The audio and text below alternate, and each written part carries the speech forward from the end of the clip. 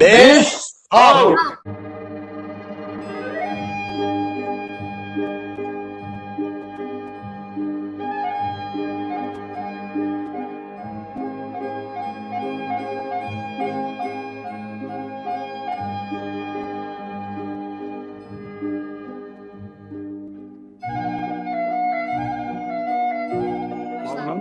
Başlayıverelim mi? Başladır söz sende. Bittik onunla başladık. Bütün dünya halkına salam. Yaşlı soyunu hoş geldiniz. Yine de bizim programmamıza. Salam yurttaşlar, salam Çemen. Hoş gördük. Sağ ol çağıranın için. Gören hoşal. Onu nämeden başlary? Yaşlı nämeden başlalı? Raşit Meredov'dan başlalı. Daha settim seni. Men o günem aýtdym. Şonu şit dip belledim rasyndan sonra. Ýygyndanam düşündürüş berdim. Çemen dedim şunu şey dip goýgörende şit dip aýdýar şit söylemeňlisi bok bolýar dedim. Baranımızda nesipali ne basalar sonu. Gerekli yere. Oh, hokman. Veririz tuvalettan. Gitçek geliyor. Oh, down the drain diyorlar nemeler Amerikanlar. O şonam şey derserli trubaların içinden geçirip. Yaşlı men kısaça aytayın neme bilen zatlam neme diyen zatlamı yana dünküde şu ine dünküde de dälini bir heptem iki heptem näçe geçti uje. Lavrov bardı Türkmenistana. Bular bir topar nemeler ettiler yaşlı. Prosta tak baranak ve bir topar propaganda. Haram Paraşkadan getirilen Başkir gruppası haram propagandanı itirip yörün gruppa. Ayola Karapiçan Haramzada bilen gelen Karapiçanım Lavrov Haramzada öz milletini satan Haramzada. Şol gruppanam kim getirdi? Urqadaq diyen götberen Porsu tohumun atası. Bir taraf Türkmenistan'a getirilen. Bir taraf özüm şu gruppa haram propagandanı itirip yör. Ukrayna karşı, dünya karşı haram propagandanı itirip yörün gruppa. Urşi itirip yörün gruppa. Onam şunu haramzada Urqadaq, öz Urqadaq şäherine getirip, Türkmenistan'a getirip, Türkmenlerin, yaş Türkmenlerin beynisini yuvup, gezdirip yörün. Arkayın oğanın prinsiplarına karşı, BMG'nin prinsiplarına karşı açıkta propagandanı, uruş propagandasını itirtip yörün Urqadaq haramzada. Şimdi şurada nemme tarafına aytayın men. Ne bize dünkü de aydı otiydik bir taraflı kalktı. Bir taraf yurdu ne dep propagandanı öz yurdunu geçiriyor yaşlı. Bir taraf yurdu. Ne şunu biz onu hükman getirmeli. Nem için men bunu aytayım. Sebebi ne şu da Lavrov'un nemesini seyretseniz yazan zatların ya da studentların önünde çıkış eden zatlarına. Mundan öňe başta bir studentlaryň öňüne çykyş etmeli däldi ýaşly. Prosta обычный neme bermeldi. Speech, näme adı? Prezentasiýalyk zatlarny. Ondan soň bular birden meter bolmaly ýerinden aýryp Yıldız Atelde şol ýere geçirip hemme zady we de şol ateli studentlary ýygnap. Studentlar şu wagt uje Tomuz kanikulyna ýaşly.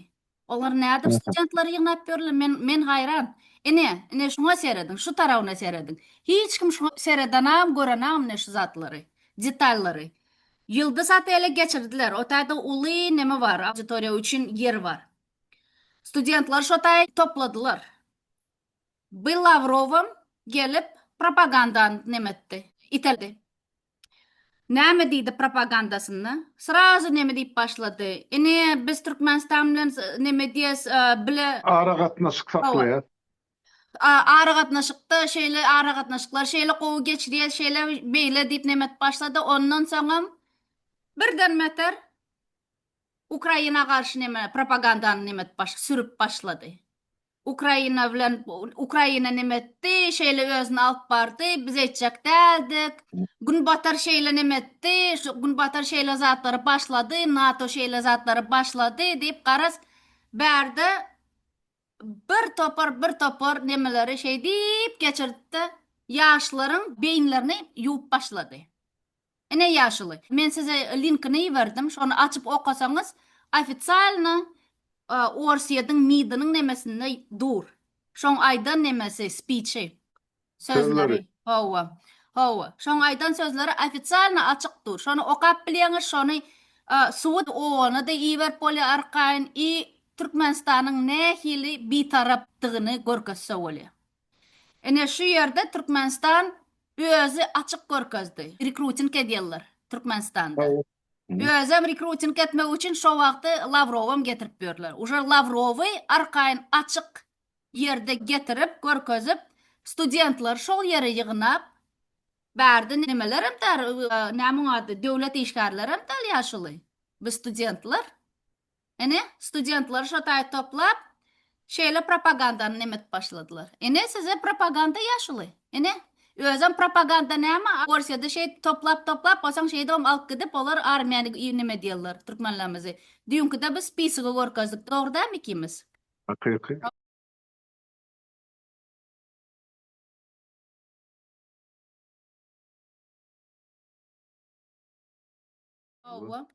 Ana şu ýerde uje özler suwut berip durlar. Özüň ýetýän zatlaryna.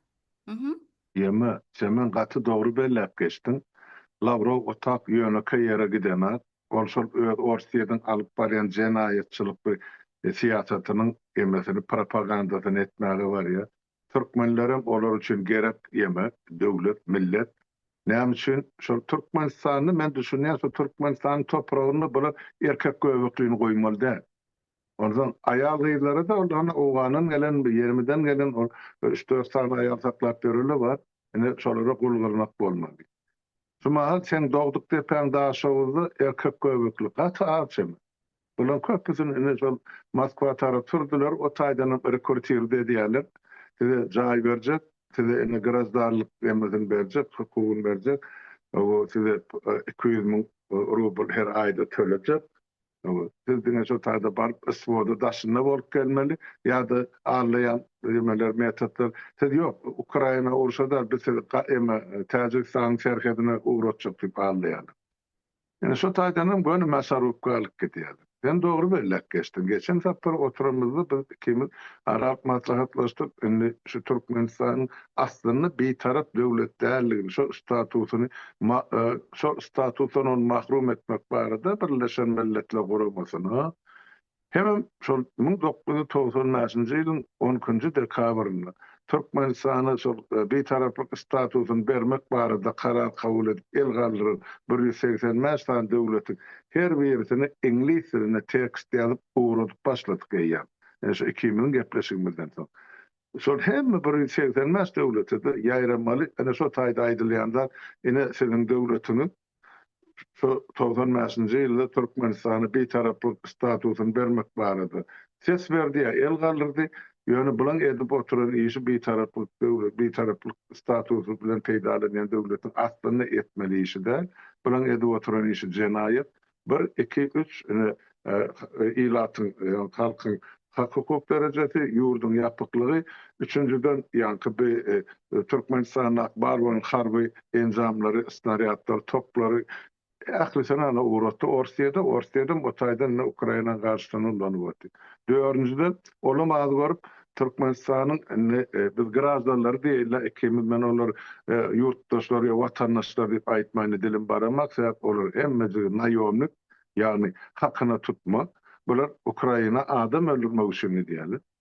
Şoň üçin bulara 200 000 rubl tölenjek. O taý guruluş goýdan alady.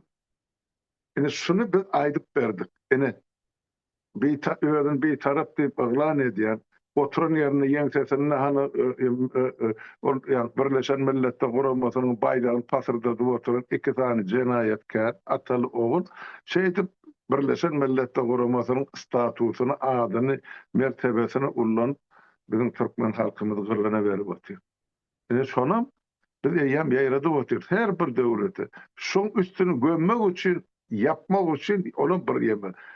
Lavrov şotat bardy. Şotayda edilen gurulmaň ünsveren bolsa, ine Türkmenistan 3 ýerde özüniň bir taraplygyny Birleşen Milletler Guramasynyň öňüne tasdiklatdy diýe. Ona başlaça düşünmeli Türkmen durmuşundan artık. Türkmenistan 3 yıldır şu Birleşen Milletler Kurumasına agza olup duran devletlere para peşkeş verip yatırılan yemen täzdendik etdi. Sebep Avrupa devletleri razı bolmadı da. Köpesi. Ay davat buraya menne wagtlayn bereli göreli. Son görse insan hukukları berza edilen bizim çıkşedy batyrsa Azatlyk radiosunun beýlekiden zatdan ol men 90-njy ýylyň gurulmaýdy. Oradan täzeden aýtyldy, täzeden diňe peşkeş berip o Şeyh Murad ýadydy, yani iki ýaňa gatnap wagon haly palasda çapçatar. Ne atbaryn taýladylar bulara ýarynjanlyk etdi. Ara şeyde saklanyp geldiler, indi şu ikimiz направление berdik. Şunu hükmen statusundan mahrum etmeli. Bular edip oturan cinayeti diyor. Faktiski. Şonun için Lavrov barıp otaydı. Ay yine 3 yıllık bular yeme tasdiklattı diyen böyle. Biliyor ya bizim edip oturan işimizden haberli bular. Yani ne derecede bir iş üstünlüklü var. Onu halktan ödürü görsün. Şuna ses verirler. Bir faktları önüne oklayar. Avrupa devletleri, milletleri elbette mahrum etmenin taraftarı var. Bilemek, sen oturan devletin hükümetine ayılgarar. Yöne, şu mahal, şol kampanya alınıp var. Geçen ben sana aydayınlıydım sonra. Uzaktan var ikimiz gepleşemde. Yöne son İngilizce tekstini yayrak diyor. Devletlere uğradık diyor. Yetiştirmeden. Onlardan jogap geler gelmez, ondan sonra biz Birleşen Milletler Kurumasının özüne çıkarar. Ähli devletlerinde uğrattık şu dokumenti, innem size yetirir. Çağırında şu meseleni çözdük. Bizim hakkımız var şunu sorunma.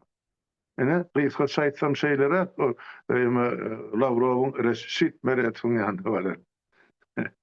Berekallah ýaşuly. Taňry ýalkasyn, sizin ýaşlaryňyzam töweleme gowy işler edip otyra, dowam edin. Hemişe aktivde bolun. Näçe aktiv bolsaňyz şonça da gowy, şonça da gorkýarlar bular. Neme etdim? Esasy nemelerini çykardym, ýöne ingliz dilini, taşda başga ýerlerde de уже ýeberip başlapdym bu zatlary. Ýöne ne şol esasy, hawa ýaşaýdym. Berekellah çemen sen gaty uly iş edip otyň onu men bütün halkyň öňünde aýdýar. Ýeközüňe bolsaň sen 100 adamyň, 1000 adamyň işine döwtiň. Onam ýuwaşlyk bilen hiç kime aýdyň agam, ýygenen agam, ay men şunu etdim diýip öňünden agam öz işini edýär, o ýygynym ana dowam alyp göterip otyrlar. Emme bir söz var türkmenne çemen ýaşylyk et, derya at balyk biler, balyk bilmese halyk biler diye. Hükmen bilen adam tapylar edip oturan işlerini. Yani ýerde geçti bu zatlar tarihi ýazylyp otyrar çeme. Şona aýdyň taýwar berekellah edip oturan işini. Size de sağ bolsun, emmeňize de dowam ederiz, hemme işleri esas şu. Aktiv bolmaly biziň hemmemize. Ine men näme aýtjakdym, şu Lavrowa gaýdyp gelsek, ine şu propagandasyny birinji dana NATO ve nemani? Ay bolýa, ol bir senin näçe ýyl boldy Türkmenistana çykyp gidemle. Türkmenem däldi. Ýaşul men bir dilden emet başlasam maňa kyn emetmek, adaptirować etmek. Diýenkide rus dilinden menden intervju aldylar biri. Onda da kyn boldy. Уже rus dili, türkmen dili öz dillem ýöne ýaman kyn. Taşda men ingliz diline postaýan už nemetpýän pikirim. Şoň üçin birazak neme başga dile geçmek, bökmek ýaman kyn men üçin. Ýöne onda da neme ders başararys. Rus dilini men вообще почти уже nemetdim. Ret etdim. Rus dilini. Yok onun düşmanın dilen bolsa gürlenmeler. Dil bir baýlyk çemen. O taýda bular şöyle gany kuwat edip müň dilini bilmesen oradan onun dilini bilmesen, onun diýenini dinlemesen, düşünmesen, onun garşysyna nädip işlejek? Ýaşul dili biz bilýäs. Ýöne dili biz ret edýäs. Ulana menen ulanamak stapara kimisi birinji şol bilelikde çykyş edemde ahd etdik. Rusça asla biz efir alyp barjaklar. Ýöne iki ýerde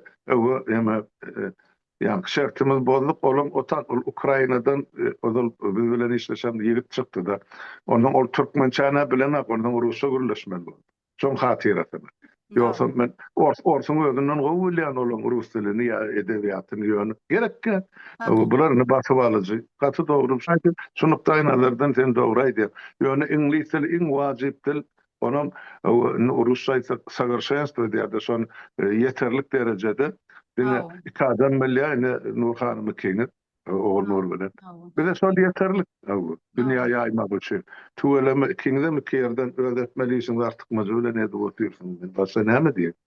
Rus tilini biz Haydi bak. protest ederiz. Men şeýle aýdyn, bizim protestimiz Rus tilini ret etmek we Rus tilini ulanmazlyk we de ine şu uruş tutýan, uruş başlayan, başga ýurtlary basyp alýan şeýle ýurda bizim protestimiz şu. Nireden başlamaly özüm?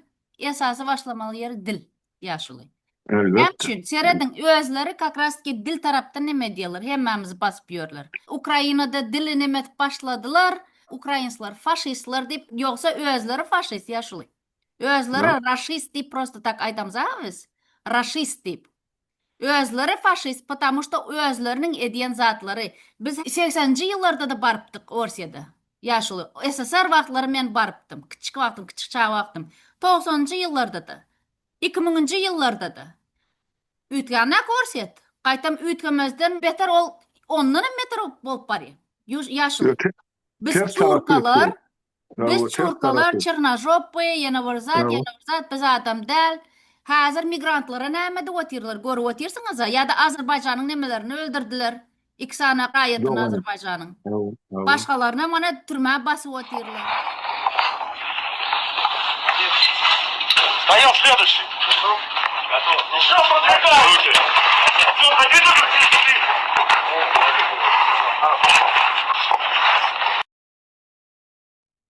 Ene Orsiýat diýen zat Rus dilini polnosy ret etmeli, näme üçin? Şondan başly.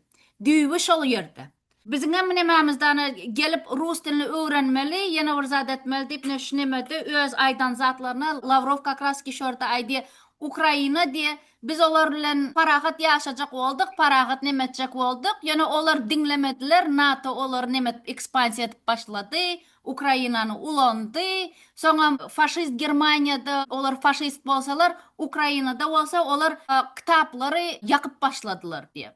Kitaplary ýakyp şeýle zatlary etip başlady. Garaş olara da faşist diýjek bolanda, ene şeýle propagandany geçirip ötdi. Esasy görkezmeli zatlary nemetmeli biz çykarmaly da kän aýdyp durmaly şu zatlary ýaşuly. Ene imенно şu propagandany, ene şu zatlary kem-kemde beýnilerini çeýnap ýup şey saljak bolýarlar şeýle zatlary we aýdyşmaz ýalyk rekruting kampaniýasyny ondan olan özleri ekspansiýa etjek bolýarlar. Biziň ýurtymyzda uşa türkmenler bular üçin goýun. Türkmenler hiç zat diýip bilenaklar. Türkmenler dilini bilenaklar, zadyny bilenaklar. Şoň üçin olar arkaýyn türkmenleri dil bilmedik türkmenleri. Ne özüňiz aýdýaňyz daşyňyzda köpüsi gitdi. Menem size nimetine suguty berip bilen, tamışda geçen ýylyň maýynda meniň öz garyndaşlarym maňa Orsiýatdan nimetdiler. Menem haýran galdym, näme etbersiň seni Orsiýatda diýdim. Aýdyp bilmedi, şeýle düşüp gepleme diýdi. Ýaşuly. Doğru. Paraşkada näme etbersiň diýdim. Ne paraşkada nemetme diýdi. Nene? Siz men bilýäňiz, men nemede oturmaýan. Kem-kemden birazak maňa nem sypdyrdy. Näme etberýän? Bular näme? Döwlete işleýän adamlar ýaşuly.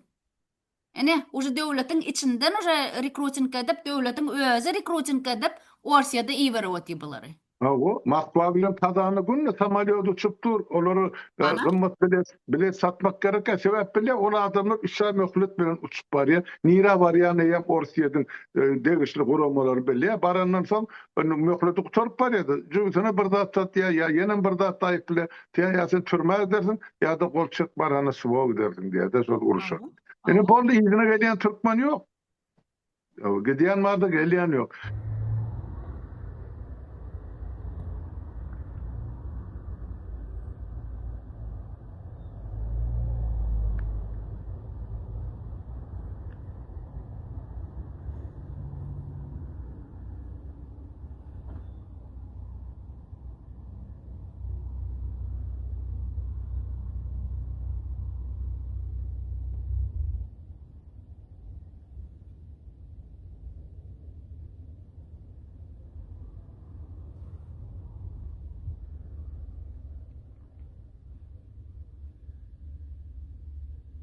Serap bir zat tutady, sen üçünçek bolýar, sen tutun bilen halkymyzy. Olar Orslar şu mazan Ukrainalary natsist diýer. Yani millet para. Bu nähiri millet para bolýar, men özüme sora berýär, näçe men Serap. Ukrainada şu uruş başlanmagy Ähli halk rus diline gürleýär. Ähli telewizionyny, radiosunu, mediasyny rusça programmalar. Mektepleň içinde bir iki ýeke şol Ukrain mektebi bolmasa galany ors mektep şol otadan şumal bombalanýan oblastlar. Näme üçin bular ömäni Ukrainany onu şu millet parazlykda aýyplanýar. Eger hemme ýerde rus dili arkaýyn ullanylýan bolsa. Emma ýeke misal ýok şemen. Что Russiýanyň territoriýasyny Ukrain mektepleri var ya, Ukrain institutu ya, üniversitesi var, Ukrain dilini okudylýar. Ýok. Ondan kim bytaýdy nasist bolýar, kim bytaýdy faşist bolýar.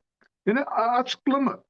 Barın soran görün, barmy Orsiýetde ýeke üniversitet Ukrain dilini okudylýar. Ýok. Bir söz bereýin, raşistler. Raşist. Ene başga neme Hı. gerek däl, raşist diýen kaçandan başlady, kaçan çykan bir söz. 22-nji ýylda olar Ukraina çözanda şonda çykdy bir söz. Ondan öňki hiç haýsam hiç zat ýanak Paraşka garşy. Paraşka diýen söz, huýçyn diýen söz, şolaň hemmesem huýlo diýen söz. Hemmesem 22-nji ýyldan soň başlady. Owa şol ýetme, ýa-ni Ukrainanyň üstüne dogry çalışan wagtyndan başlady. Olam dogry ama eýle auditoriýalary, eýle halklary kim nähili ýetiren bolsa ýetiren, ýöne türkmen diasporasyna sen ýetirdiň bu sözleri. Onam aýtmak gerek. Hali yetmel sözler kendir ýaşyly. Hazinamyz baýdyr biziň. Ýöne aýtjak zatym şu ýerde indi bular şeýdip Ukrainany ýigrendirjek boldylar. Ukrainany, Gruziýany, şeýle her ýurda Azerbaýjany ýigrendirjek boldylar. Нашей разведке стало известно, что азербайджанские спецслужбы, задействовав свои диаспоры в России, помогали украинским спецслужбам в проведении диверсионно-террористической операции «Паутина», которая имела целью поражение стратегической авиации ВКС России. Об этом пишет телеграм-канал «Записки ветерана», ссылаясь на свои источники в разведке. Именно азербайджанская диаспора помогала осуществлять логистику и перемещение грузов, используя свои бизнес-возможности и инфраструктуру рынков и складов. Именно поэтому российские спецслужбы сейчас проводят мероприятия по нейтрализации азербайджанских диаспор, которые в буквальном смысле слова являются резидентурой азербайджанских спецслужб, работающих в тесном контакте с украинскими. Ну и косвенным подтверждением вышесказанного является тот факт, что Азербайджан в буквальном смысле слова впал в истерику после начавшихся чисток азербайджанских диаспор. Olar aytam nämetdiler? Indi bular şeýdip biziň hemmämiz ýigrendirjek bolup, biziň hemmämiz hem gaýtam birleşdirdiler. Ene Türkmeniýa birleşeliň boldy ýaşuly. Bizde Türkmeniýa birleşeliň bolsa hemmämiz bile birleşdik. Gruzinlaram, türkmenleram, ukrainlaram hemmesem bile bir çıkıyorlar, protestlara da, zatlara da, özbekleram, Azerbaycanlı. Я как-то имел возможность отвечать на вопрос представителя Украины на одном из мероприятий несколько лет назад. И примерно такой же был вопрос. И мой ответ, он не будет отличаться от того, что я говорил тогда. И думаю, что это созвучно и чаяниям украинского народа никогда не соглашаться на оккупацию. Вот это главный совет. Это то, что делали мы. Hemmesem bile ýaşuly. Даже izlemeler Ýewreýler, Izrailden gelen Ýewreýler. Şolaram neme diýär? We Izrailin özünde de. Ene men şunu aýtjak bolan, bular hemişe Palestinany gowurkaja, Palestina KGB-nyň nemesi, döreden zady. Mena Palestina üçin hiç wagtam neme etmerin. Türkmen bolup men Palestinany goldamaryn. Sebäbi olan arkasynda näme bardygyny men bilen. Arkasynda KGB var, arkasynda neme var? Hamas var. Hamas. Ene bular hemmesem Orsiýetden Eýran, esasen Eýran. Kuratorlar Bular hemmesem KGB proýekti gaty dogry belläp bir deşikden çykan boklar. KGB proýekti bolan üçin töwerekdäki Arap döwletleri Palestinany gollanak, Türkmenler haýran diýýär, ama näme şu näme Arap döwletleri gollanakly Palestin halkyny diýär, olar gyrylyp ýatyr diýär. Oy ho Seyretin 2 yıl olyadan oktyabrın 7'sini logistik myśleni yani podkolşa desek, yani menem ortalyna geçen taňa düşünürjek bol. Eger bir an düşünjäň düýp ýemesini tekrarını tutup şunu kabul etjek bolsak, şu 7-nji oktyabrda 23-nji ýyly näme esaslanyp bular şu parahat şu gumyň çölüň içinde geçirilip oturulan ýa-da ýaşlan geçirip oturulan festivalny çol ýüllerçe müňlerçe adam garýady. Ha, näme gerekdi? Bilýärlere Israýlyň ona jogap berjek. Bilýärlere o Israýlyň näde ýaraglyň bardygyny. Türkmençelap aýtsak, ýatan iti daşlaýarlar. Keypine. Soň gelip meni çeýnesin, soňra men bütün dünýä gan aglaýyn. Ha, aglaýar. Olar her ölüsü üçin men ýüzlap müňlap adam gyrjak. Eger ýene şeýtseňiz o Israýl öz emesini sözüni gögördi bu tür. Yaşul. Elmi damada şeyle boldy. Şu uruş şu 48-47-nji ýyldan bäri şu pozisiyon uruş. Yan koşuştur dünýä bulary kömek edýär.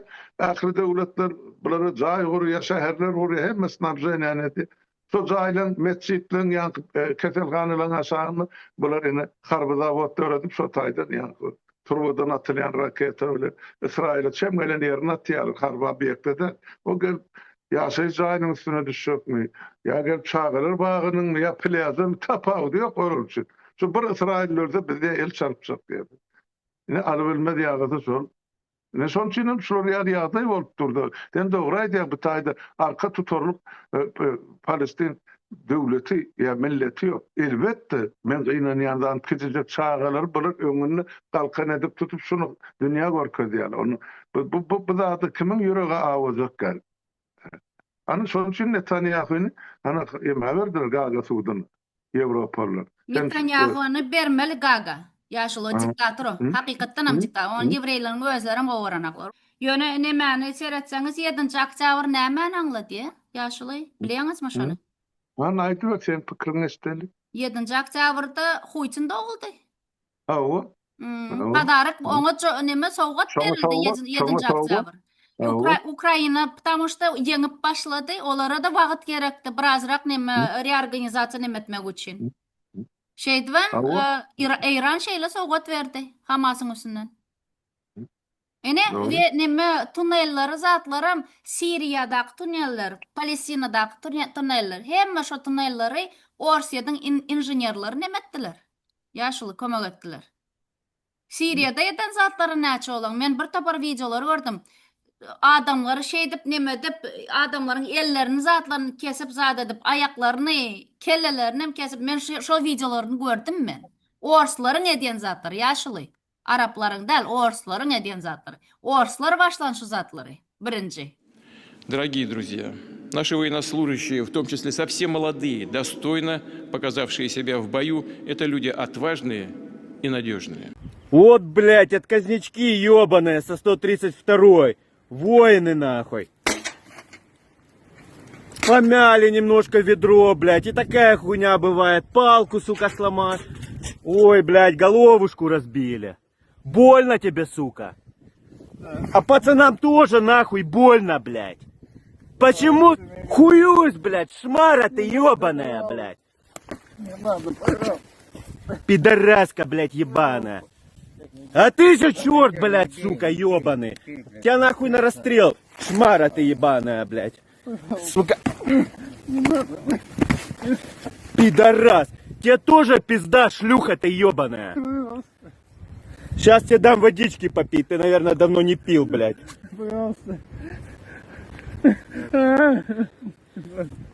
Нравится, блядь, водичка?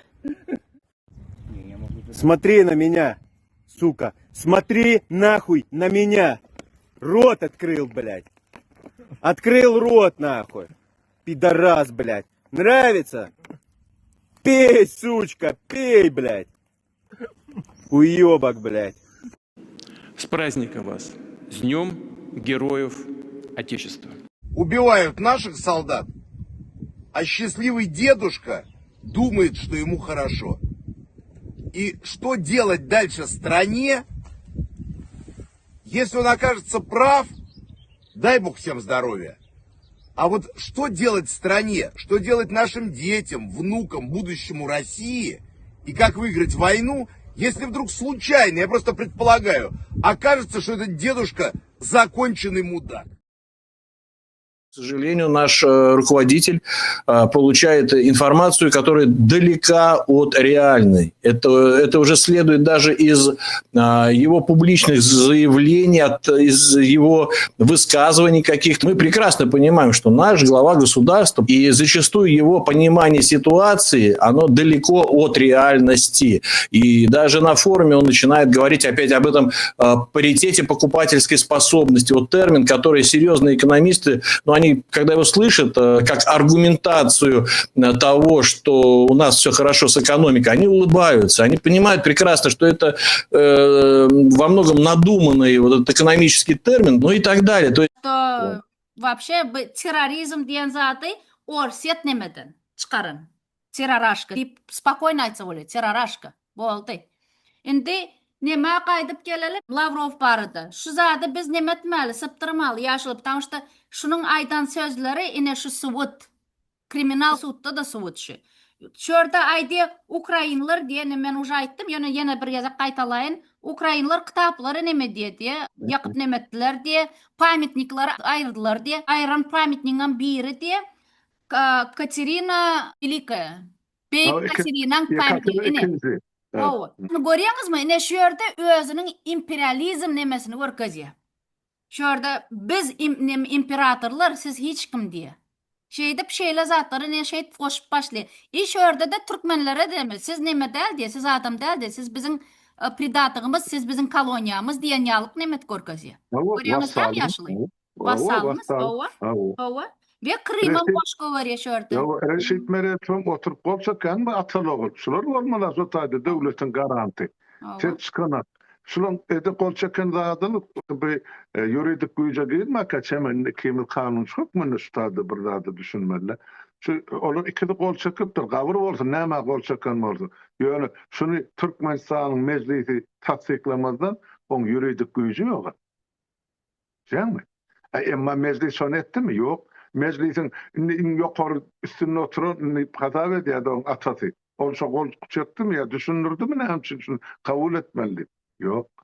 Değil mi halkın ensesinden düzülen ama şu programı ya kol çökülen yana da sol Türkmeni boyuna evdirmek bilen bağlaşıklı mesele. Doğru. Ve studentlara kurşal gitmek. Ukrayna'da öyle oturuyorlar. Gelin bize okan denme. Okap veren studentler arada video reportajlar bunlar. Tutup bunlar urşur atacak var. Bar gidin de sol yemedi. Kurskıda ya o tayda bu tayda okan diye. Urşun gidip duran. Belgrad taraflarda. Doğru. Aynen.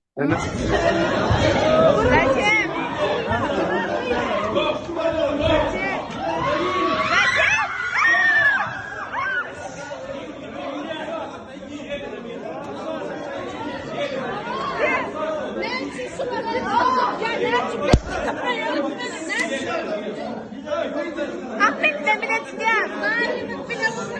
Bilet gel bari mi? Bari bilet gel. Akide zakon. Opsi gidecek, opsi. Sen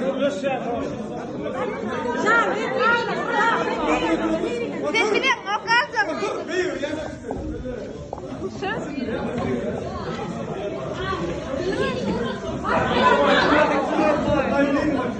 Ahmet bilet gel.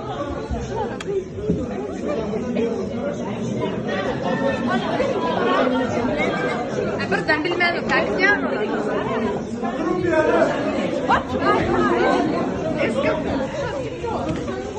Çıkar ya gel hemen gideceğim.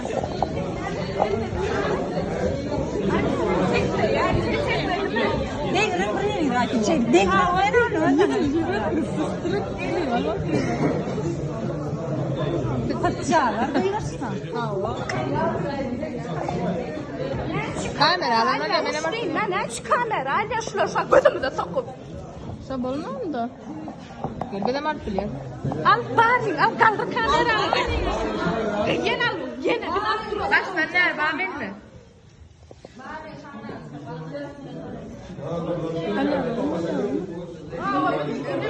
Hava. Bir de teravat veriyorlar. Hava. Hiç olmazsa derim yok.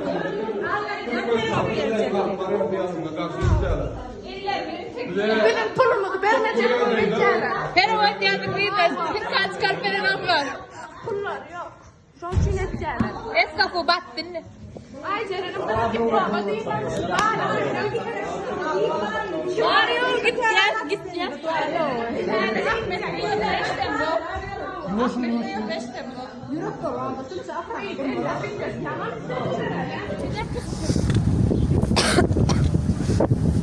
Ya ben de urlandı kime?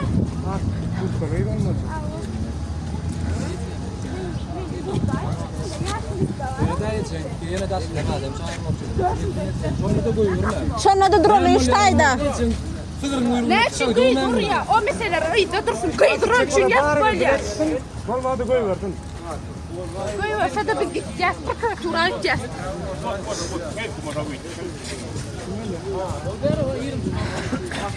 Gel şu gider şu zarsa adam perevod alın ova giden adam perevod alın nerede şolar?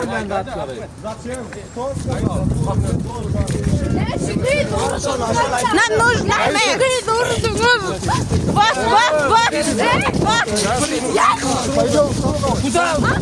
Вот, российский закон, вот!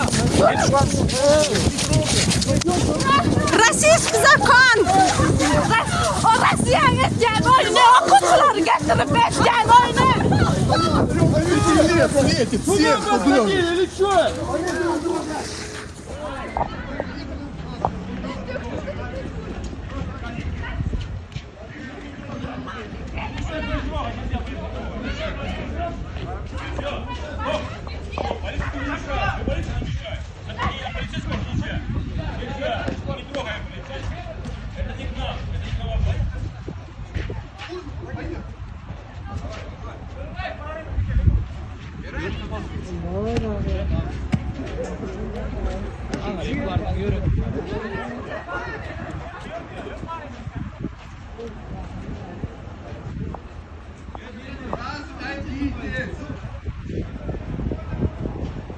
Oradan gideceklerdi var hemen dadan akladıp Türkmenistan tarafa çıkardılar.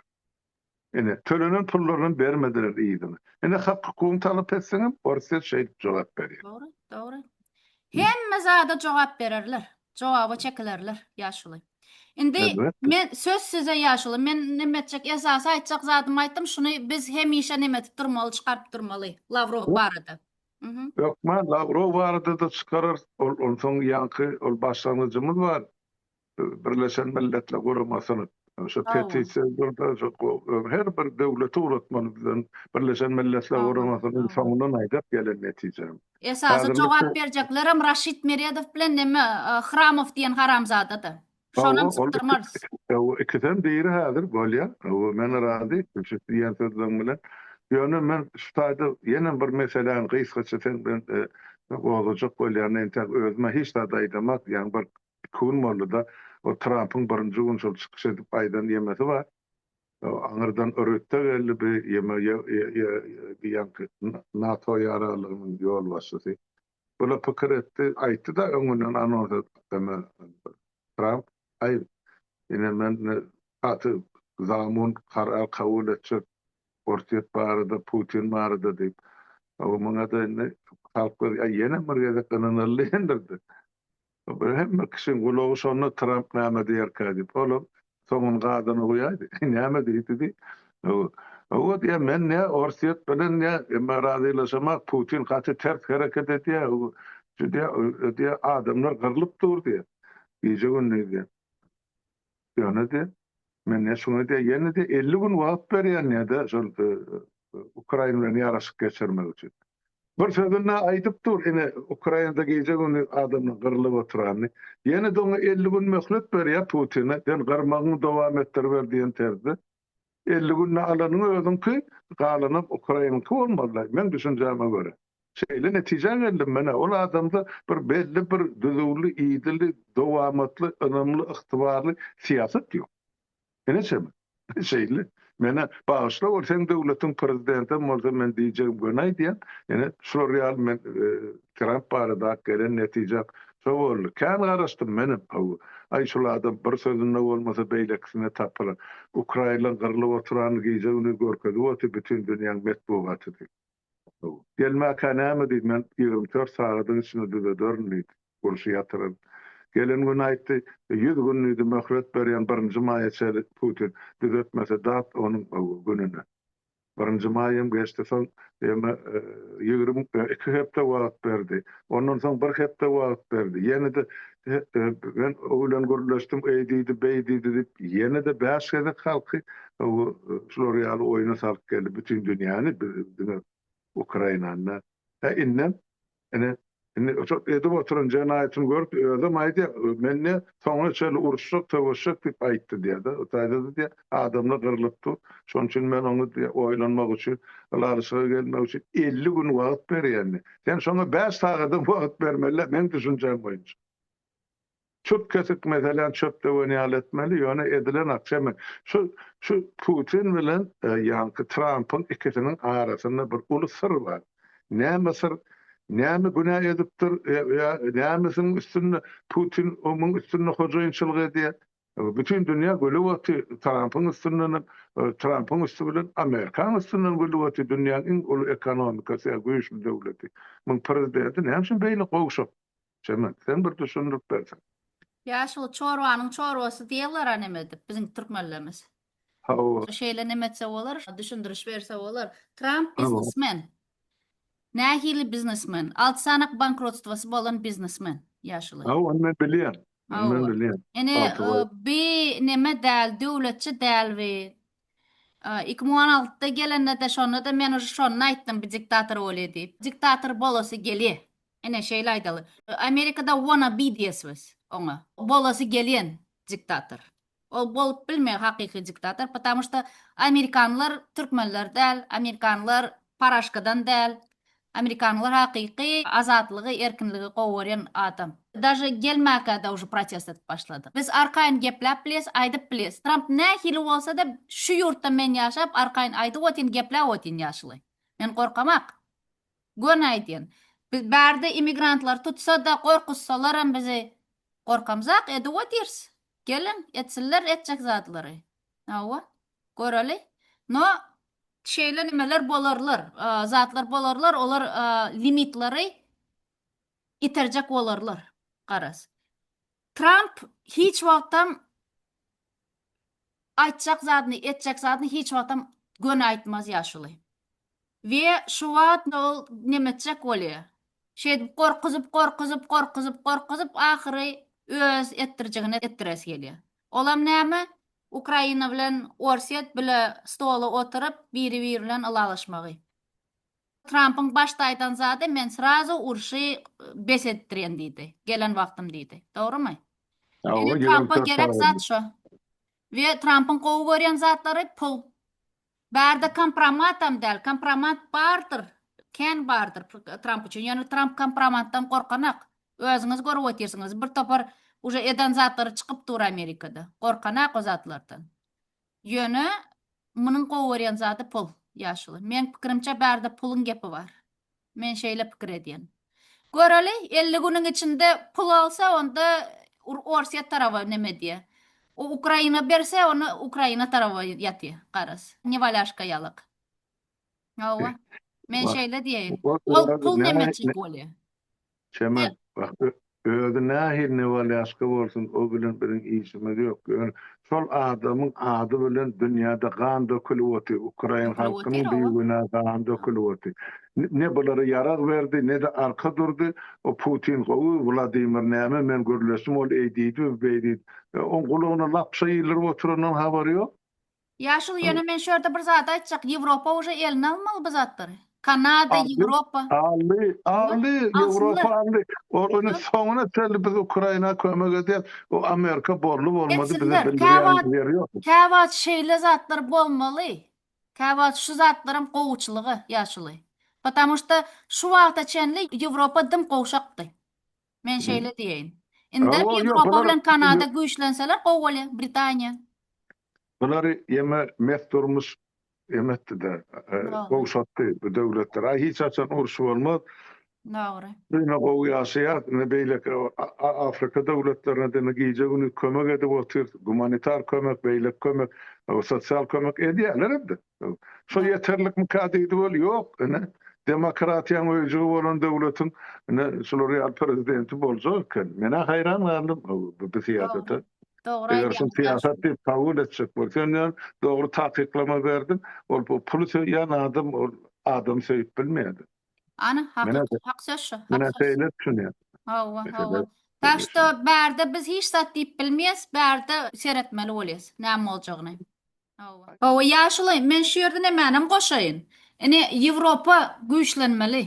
Ýöne nämäni dünküde daş näme Angliýaň bir täzeliklerini eşitdim. Angliýa näme diýdi? Parlamentyna bir ýerine meşeýle näme çykardylar. Что Орсет, оказывается, şo Brexit diýen nämesi bar da bolda.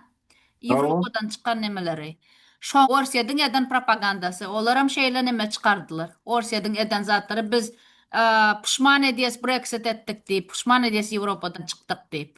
Hawa. Ene seredin hemme ýerde Orsiýadyň propagandasy, hemme ýerde Orsiýadyň eli, hemme ýer nira barsaňyz Orsiýat hemme ýerde. Daşy Ýewropada da. Ene Vengriýany alyň, Slowakiýany alyň. Dogry dämi? Şeýle ýerlerde Orsiýadyň nemeleri bar? Öz marionetkalary bar. Türkmenistandan iki sana neme oturan. Huýçynyň ýanyna baryp duran her ýyl Serdar prezident bolmazdan öň. Şonu uje taýynlap başladylar. Ýa, 2019-dan bäri taýynlap başlady. 2019-yň soňundan bäri. Biz protestlary başlanymyzda şondan uje taýynlap başladylar. Hani başga bir prezidenti goýsak belkim nem köşeşerler bolar diýip. Biziň näme kellämiz ýokmy ýaşuly? Şo bir tohumdan çykan näme bok. Bularyň hemmesi şetler ýaşuly. Doğru. Hawa. Tak što Trump bärde, Trump hakda aýtjak zadym ken. Ýöne Trump hiç zady näme edip bilmeýär. Ýaşuly. Özüňiz görüp otursyňyz. Ol şu Amerikada 6 ýazak bankrot boldy. Amerikaň özü 7-nji bankrot diýen men şoňa. Hakykatdan hem şeýle boldur. Bir topar zatlar, bir topar näme döwletiň işgärlerini aýyrdylar.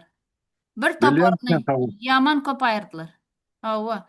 Bir öz ýurdunam dagadyp otyr, başga ýurtlaram dagadyp otyr. Garaz mundan hiç adam hiç zada o zada garaşma. Ýöne aýtjak zatym lучше Trump bolsun, чем J.D. Vance. Потому что J.D. Vance ondan emmedir. Men olar tanamak ýakyndan çemel ýöne edip oturan işlerini görüp baka berýärmek biz bulan terjümahanly zadyn Trump'ın Ýewropa görýän bir hili gümürtürräk bir hili bir garanty bolup görünýär. Men şuna bir açyk aýdyn siýasatçy dälme.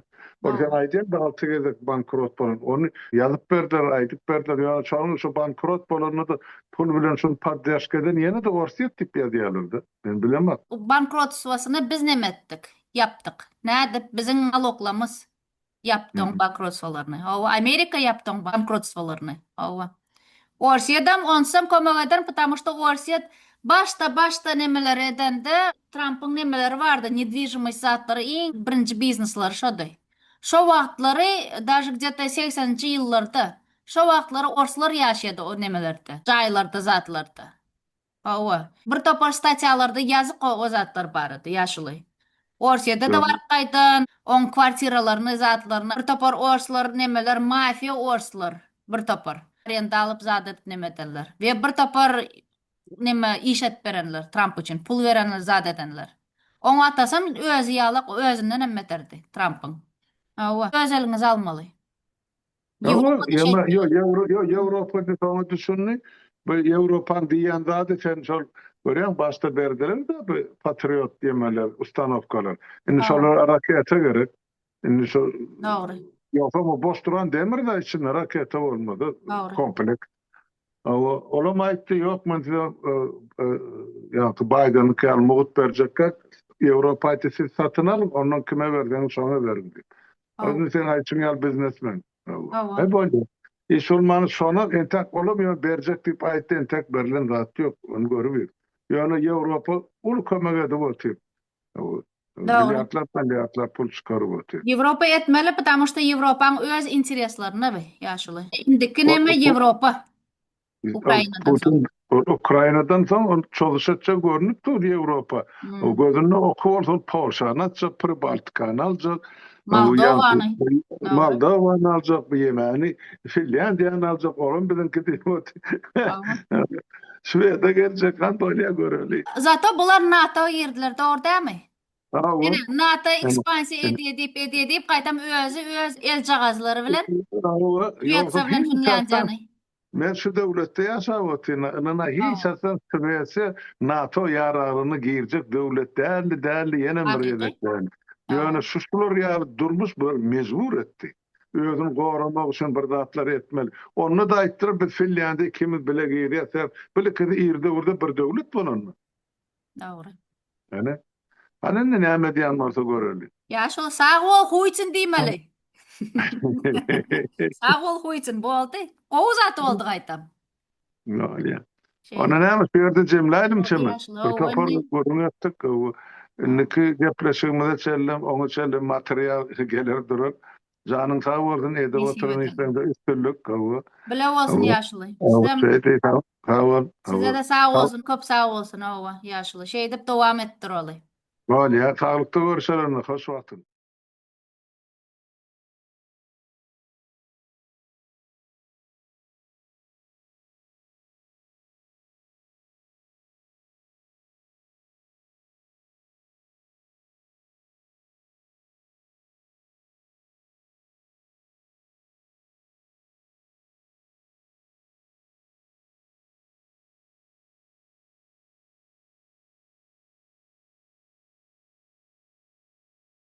Lavrov, I mean, he's foreign minister of Russia, I think, since the birth of Jesus Christ. And since then, anything useful came out of his mouth. So let's not pay too much attention to Mr. Lavrov. Путин хочет быть опасным, но не получается. Как НАТО расширяется, у Путина сужается.